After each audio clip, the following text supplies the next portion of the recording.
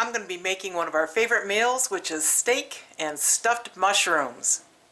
We're Dave and Karen from Watts on Wheels, and we sold our sticks and bricks to RV full-time now that we are retired.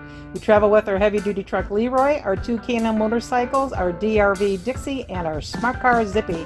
Don't forget to subscribe and click on that bell to be notified when we post a new video. I'm going to show you the recipe for the mushrooms, but first put a little bit of oil on top of my ribeye here, and then I got to put on some Dave's Wow Badass Steak Seasoning, our homemade seasonings that you can purchase online.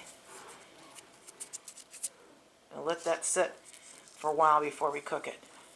Both sides. So what are we making now, Karen? Stuffed mushrooms. First of all, I washed a half a pound of mushrooms. They were pretty dirty, so I went ahead and washed them, and then to dry them off, I just put them on paper towels, and I'm just getting the moisture off. Don't get too close, they're kind of old.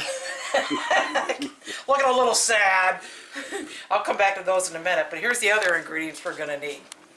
I got a 1/4 cup of finely chopped onions.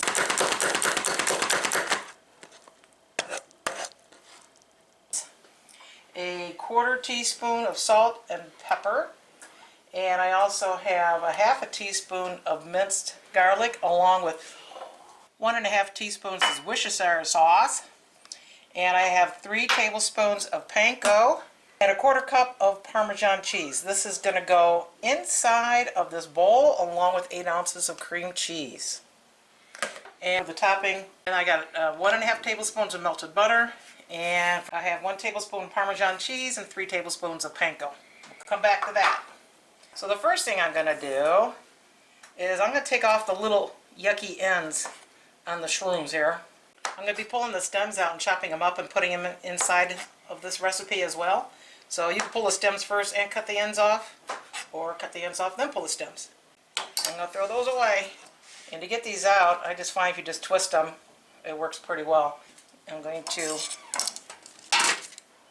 put them on my pan. We've done this with brown mushrooms, portobello, and they were really, really good.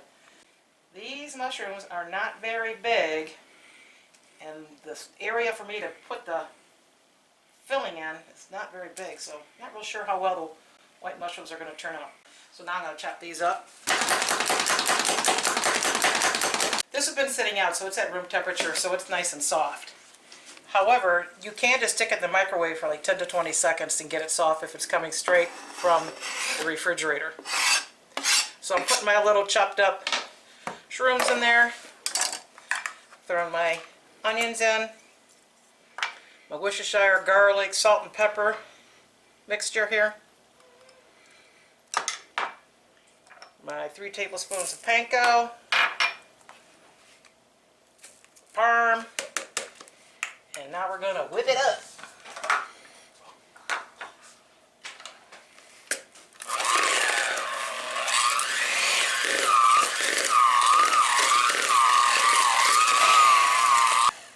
So I have my oven on 400 degrees, heating up right now. So while it's heating up, I'm doing all this. And now I'm going to fill these little teeny tiny holes the best that I can. Jam it in there.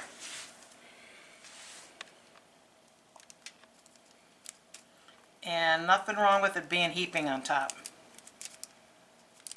Ain't that right, Dave? That's right. And then Dave is going to show you how he makes a perfectly grilled steak every time. We like it nice and medium rare. I got this part ready to go, and I'm going to have to put the toppings on it. I have quite a bit of mixture left over. This is actually enough to do a pound of mushrooms. I just like to really pile it on high. You don't have to pile it on that high, and you could do a whole pound of mushrooms with this.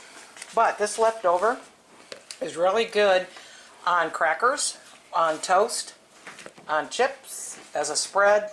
So I'm going to hang on to it. For the topping, I'm taking my Parmesan and panko breadcrumbs, and I'm putting a melted butter in here. Stir it up good. And then I'm going to put this on top. And I think I'm just going to use my fingers.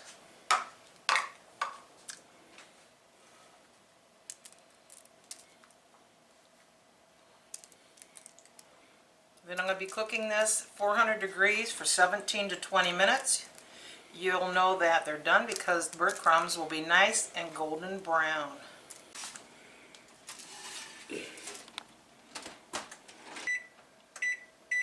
Started at 17. See in a little bit. So Dave, you always seem to make perfect steaks. What are some tips? Well, the first tip is you got to use Dave's steak seasoning. So oil it up and sprinkle it on top. All right. And the steak has to be at room temperature before putting it on the grill. And then, of course, you want a hot grill. So you just put it on as hot as it goes and... Well, right now I'm up to 550 degrees. Okay. So it'll get a little hotter as I go along. And what I do, I always time it. Oh. Always time it. How long are you going to cook this one for? Stopwatch. I'm going to cook this one for, what do you think? 7 minutes. I go 2 minutes each side. So first side gets 2 minutes, second side gets 2 minutes. And then after that, A minute and a half and the other yeah, two? minute and a half, and boom. Okay. I'm out of here. Okay. Ready to go? Wow. Let's do it. And it's important that you put the steak on a diagonal Okay. to the grill, so when you flip it, you get those little crisscrossy lines. Ah. Now do you check it anyway as you're cooking? I don't stab it, I don't cut it, I don't push on it. Go by my timer. And that's it. That's it. And if that thing goes screaming hot, you're good, huh? I'm good Okay, we're counting. for the first 2 minute mark. Okay. Not 2 minutes. Ooh, what about the flame? Is that all right? That's all right. Just like that. And you turned that on an angle too, didn't you? Next one, the steak will be pointing like this instead of like this. Okay, now, what if you get a flare-up? Well, I mean, it all depends. If it's a huge flare-up, I'll move the steak over a little, get it out of the fire. Okay, can we look at it? I'm not real fond of being super charred on the outside. Can we move that? Done on the outside? Okay. Okay, thanks. I know you do. I like And a lot of people do. I like it charred. We're coming up on the 4 minute mark. Flip the steak, and then after that, we'll go a minute and a half. 4 minute mark. Now flip it over on that And side. we flip it like this. Now that's a ribeye. Oh yeah. So the ribeyes are fattier anyway, so is that why maybe it's flaring That's up a why little it's so bit? much flaring up. Yeah, New Yorker or something like that won't do that much. What's your favorite? I used to be a New York man, but now I'm starting to lean into the ribeyes. Because I got you hooked on them. You got me hooked up. And you used to eat your steaks medium well. Oh yeah, You're a broken unit, I man. used to burn them. Yeah. I got you into medium rare now. Yep. And by the way, he was working today. Yeah. You'll see videos on that later. That's oil. Yeah. Here we go, minute and a half. Coming up. I'm gonna flip it over here because she doesn't like it charred. I'm getting it charred whether I like it or not. Yeah, it's called grilling. Yeah, it's perfect. All right, now you have to let the steak rest for about a minute, minute and a half. Up to close to 15 minutes if you wanted to. If you want to. We never do though, because we like a hot steak. You like a hot steak. Yeah. I didn't see any crisscrosses on here. Yeah, flames got to it. Yeah, usually they look a little prettier than that. Time to take them out. Nice and golden brown.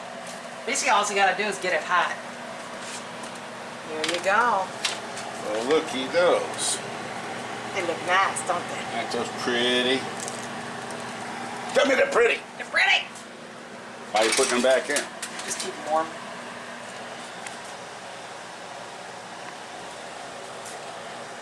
Yeah, we always split a steak. We couldn't eat one of these if we had to. Ooh, look at that. What you putting on that potato? I'm putting on the filling for the mushrooms, the leftover filling. Oh, that's a good idea. Yeah. Try a shroom, Dave. Looks like it's going to be a little hot. Oh well, let's just eat the whole thing.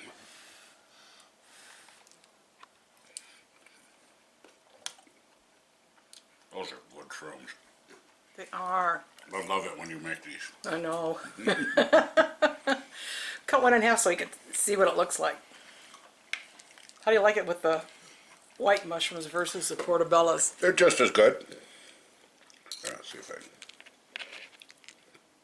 There you go.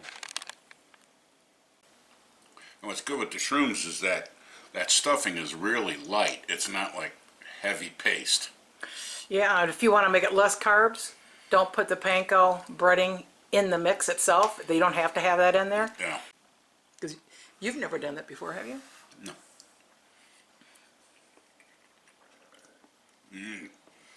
That's all about the tater.